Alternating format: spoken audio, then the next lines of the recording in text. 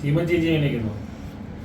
ചേച്ചി ഇപ്പോ 10ാമത്തെ സീനാണ് ഇപ്പോഴത്തെ സീമ ആമ്പല്ലൂരാണ് സരിക. ഈ ഗേൾ ഫാൻസിനോട് എന്താ പറയാനുള്ളത്? ഇപ്പൊ ജയൻ പറഞ്ഞ ഗേൾ ഫാൻസിന് ഒരു വികാരമാണ്, അതെ, ഒരു ഹരമാണ്. അതെ അതെ, ജയൻ സാറിന്റെ അതുപോലെ തന്നെ ആള് സൃഷ്ടിച്ചു വെച്ചിട്ടുണ്ട് മലയാള സിനിമയിൽ. ആ പൗരുഷം അതുപോലെ തന്നെ ബോഡി. അന്നത്തെ കാലത്ത് 82 കാലങ്ങളിലൊക്കെ ജയൻ സാറിന്റെ ബോഡി എന്ന് പറയുമ്പോൾ ഒരു ആ കാലഘട്ടത്തിൽ ഒരു അത്ഭുതം തന്നെയായിരുന്നു. കാരണം എല്ലാവർക്കും വയറുള്ള ഒരു സുകുമാരനായാലും മറ്റുള്ളവരൊക്കെ ആ സമയത്താണ് ജയൻ സാറിന്റെ ചലപ്പത്തിൽ. അതെ, സ്റ്റണ്ടിലും എല്ലാത്തിനും ഒറിജിനാലിറ്റി കാണിക്കുന്ന ഒരാൾ തന്നെയാണ്. ജനങ്ങൾക്ക് വേണ്ടി മരിച്ചെന്ന് പറഞ്ഞു ഹെലികോപ്റ്റർ അപകടം.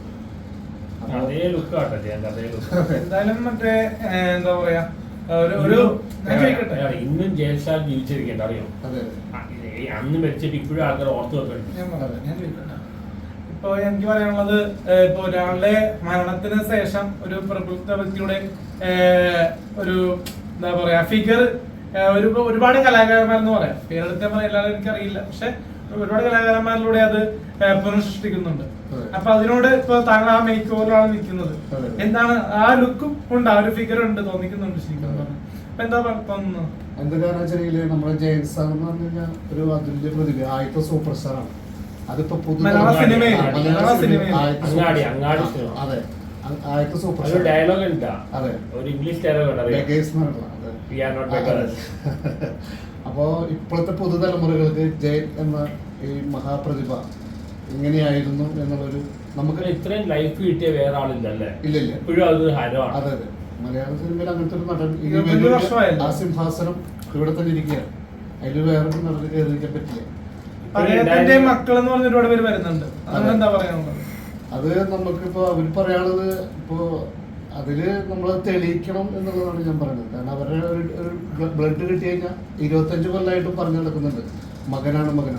അത് ഫാൻസുകാർക്ക് ഒരു അപമാനമാണെങ്കിൽ ഇതിനൊരു ചർച്ച ചെയ്ത് അത് DNA ടെസ്റ്റ് ചെയ്ത് അത്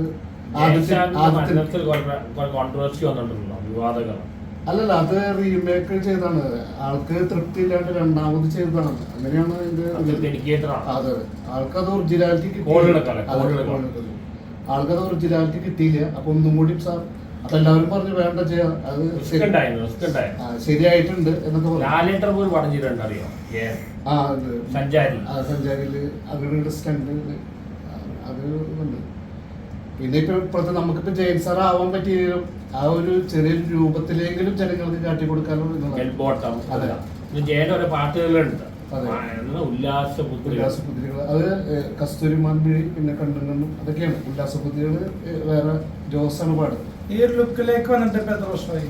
ഈ ലുക്കിലേക്ക് വന്നപ്പോ കൊറോണയ്ക്ക് ശേഷം എനിക്ക് ചായ കച്ചവടം മത്സരം വന്നു. അവിടെ ഞാനൊരു പ്രവാസിയായിരുന്നു. ഇപ്പൊ നാട്ടിൽ വന്നപ്പോ കൊറോണ വന്ന് പെട്ടു, തിരിച്ചു പോകാൻ പറ്റിയില്ല. അപ്പൊ എല്ലാവർക്കും ഞാൻ ചായ കൊണ്ട് കൊടുത്തിരുന്നതാണ്. അപ്പൊ പിന്നെ ചായ കച്ചവടം ഇല്ലാണ്ടായപ്പോൾ കുറെ ആൾക്കാർ വന്നപ്പോൾ എൻ്റെ കച്ചവടം പോയപ്പോഴാണ് ഞാൻ ജയൻ സാറിന്റെ വേഷത്തിൽ ചായ കച്ചവടത്തിന് പോയി. അപ്പൊ വേണ്ടാന്ന് പറഞ്ഞവരൊക്കെ ചായ പിടിച്ചു തുടങ്ങി. അപ്പൊ ഇപ്പൊ ചായ എടുത്ത് സെൽഫി സിനിമയിൽ കയറാൻ താല്പര്യമുണ്ട്. ഞാൻ ചോദിച്ച പോയില്ലാന്ന് മാത്രം.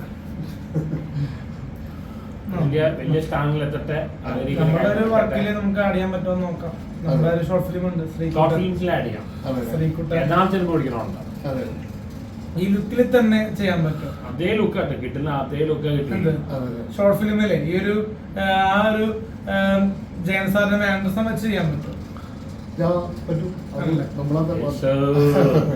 അതെ, അതിപ്പോ മിമിക്രിക്കാരെ ഒന്ന് രണ്ട് സിനിമകൾ അതുപോലെ വന്നിട്ടുണ്ട്. പക്ഷെ നമ്മളൊരു ഷോർട്ട് ഫിലിമാണ് ചെയ്യുന്നത്, സിനിമക്കുള്ളിലെ. അതെ അതെ, അപ്പൊ അതൊക്കെ ഓവർ ആക്ടിങ് നമ്മളില്ല. കാരണം വെച്ചാൽ ജയൻ സാർ അങ്ങനെയൊന്നും ഓവർ ആക്ട് ചെയ്തിട്ടില്ല. അതൊരു കോമഡിക്ക് വേണ്ടി അവർ ചെയ്തു. ജനങ്ങൾക്ക് കേൾക്കാൻ വേണ്ടി ചെയ്യുന്നതാണ്, ഇത്തിരി കൂട്ടി ചെയ്യുന്നത് മാത്രമാണ്. ജയൻ സാറിന്റെ 5 ഷർട്ട് എനിക്ക് കിട്ടിയിട്ടുണ്ട് ഒറിജിനൽ. ആളിട്ടേറുന്ന ഷർട്ട് ജോസ് പ്രകാശിന്റെ മോന്തമാണ്.